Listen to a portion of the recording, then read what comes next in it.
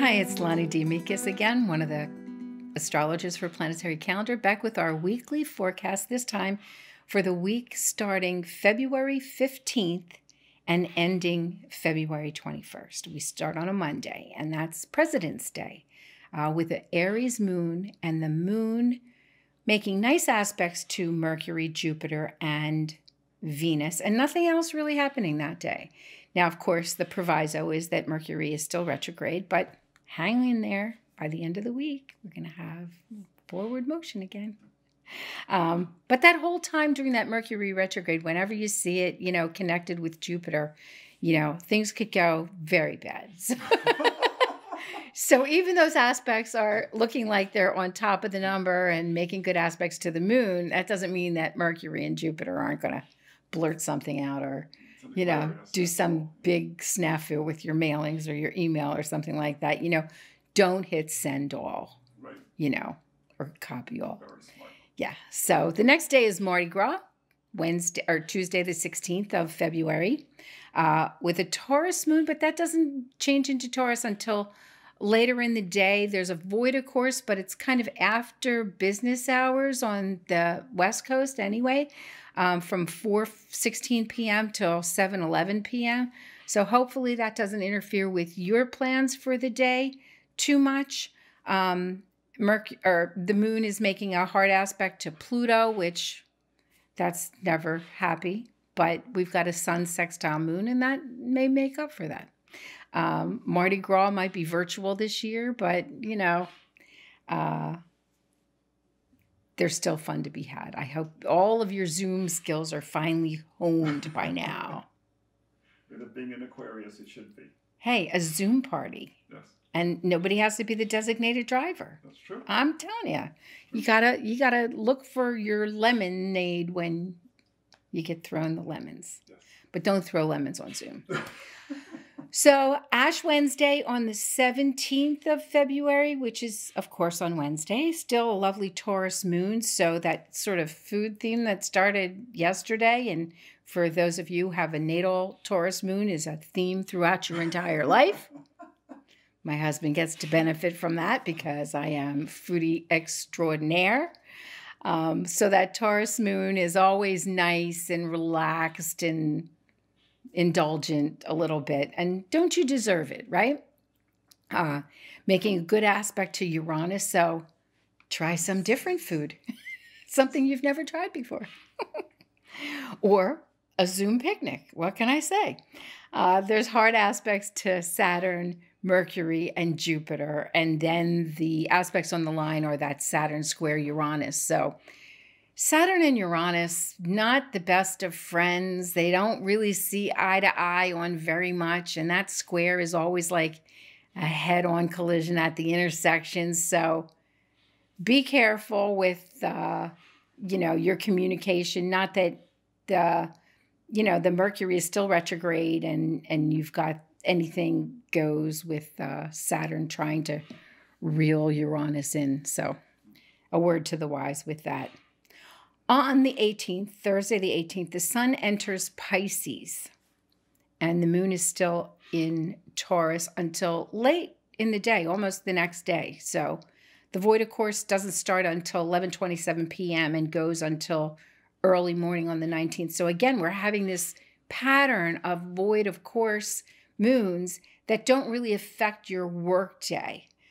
They're taking place overnight, which I like. I have the same theory about rain. Rain at night won't be a pain. So if the void, of course, at night won't be a pain, unless it interferes with your sleep. But that's a whole other kettle of fish.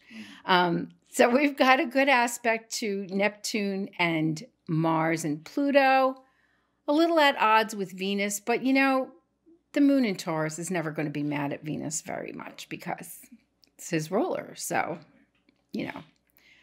I don't think that's much of a problem. On the 19th, though, we have Black Box Day, and it happens on the first quarter moon when the moon has already changed into Gemini early in the day, 8:03 a.m. Pacific time. And the easy aspects are the moon or the Mercury parallel Venus, which is always nice because both of them are chatty and communicative. And if they're parallel, they're on the same page, that's always nice. But we've got that sun square moon, which is obvious because of the first quarter moon. And then the tricky one here, and the reason for the black box primarily, is that Venus square Mars. You know, I've described it that way before, but that square is that head-on collision because you don't see them, you don't see them, you don't see them. They're coming this way. There's no point of commonality until whammo, blammo, right there. So things can come out of left field, especially in relationships with male-female relationships or, you know, so Tiptoe. a word to the wise, tiptoe. He gets his tiptoeing orders for that day, right?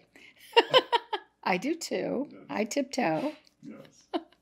Yes. So, you know, and it's not just male, female, but it's, you know, these opposite polarities, you know, masculine, feminine, positive, negative, you know, all of those keywords for balances in between those things that are denoted by the attributes of Venus and Mars. So just be very careful with those counterpoints.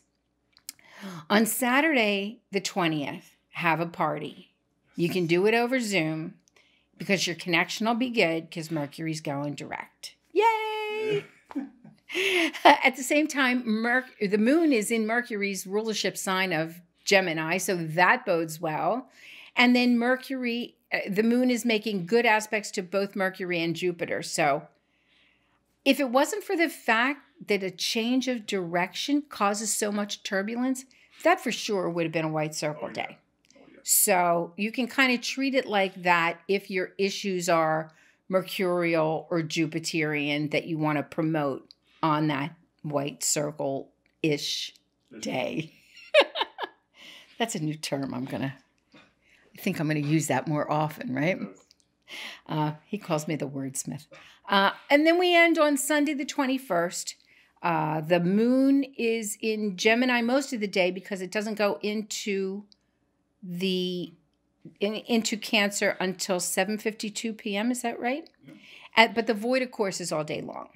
So the moon's going into Cancer. So, you know, prepare a home day to chill and relax and not, you know, I like when the void of courses that are daytime void of courses happen on a Sunday because most people, and I'm sorry, I apologize to anybody who this doesn't apply to, but most people don't plan to promote something new on a Sunday. So that doesn't become an issue or try to get a lot done on that Sunday during that void of course.